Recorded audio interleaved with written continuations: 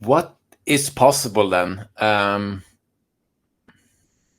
Yeah, you said about disappearing bodies. So it's aging real, and death is though, like, can we kind of decide when we die? That's what I've Oh, heard. absolutely. You can decide how to die. There's this, I just mentioned Uh, this before. There's this wonderful exercise called the death room. The principle is thousands of years old, but I've tweaked it to my own way. And I've seen maybe 2,000 people go through it, and it's been brilliant every single time. I'll give you a very quick example if you want. Yes? yeah. Okay. For people who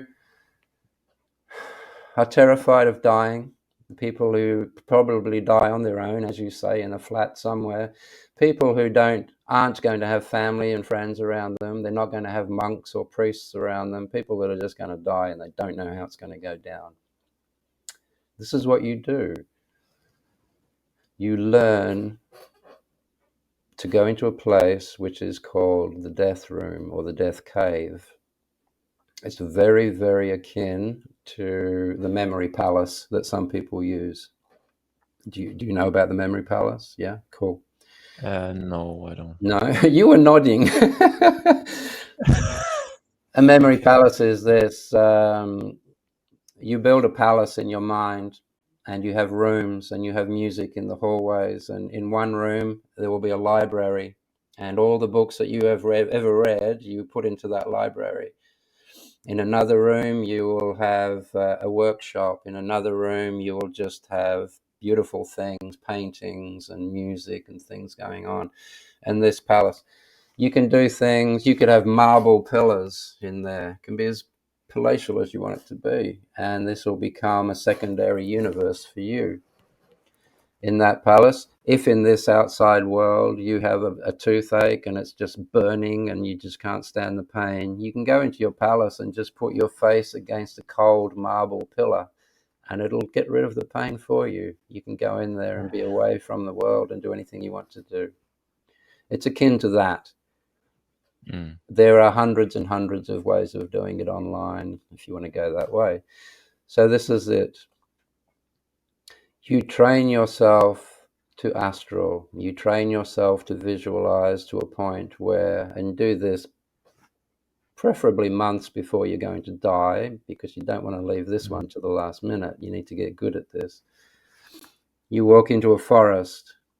As you're going through this is a very short version. Okay, I'm missing a lot out here.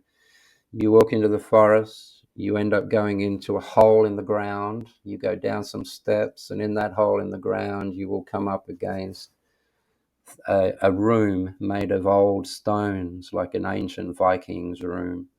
And in that room, there are candles burning and there's incense, and in the floor, a stone floor of that room, and this room is thousands of years old.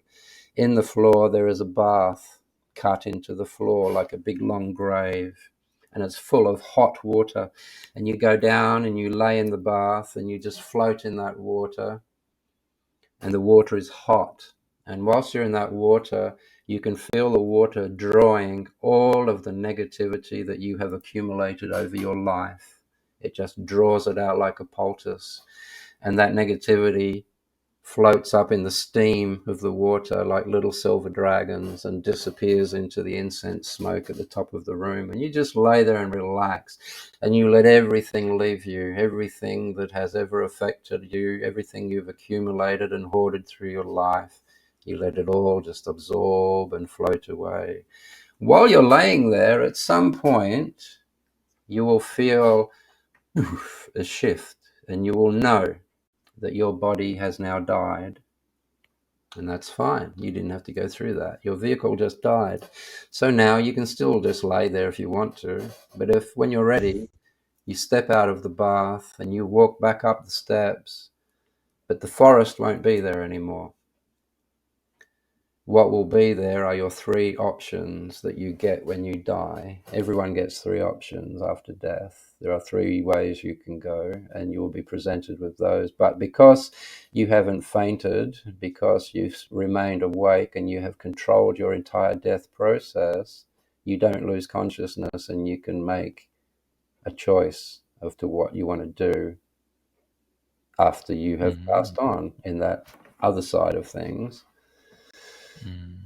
Most people don't do that. Most people on their deathbed are so terrified, so scared, everything is out of their control, and they faint and they miss the whole process and they start again. They have to start again. They don't get any of those choices.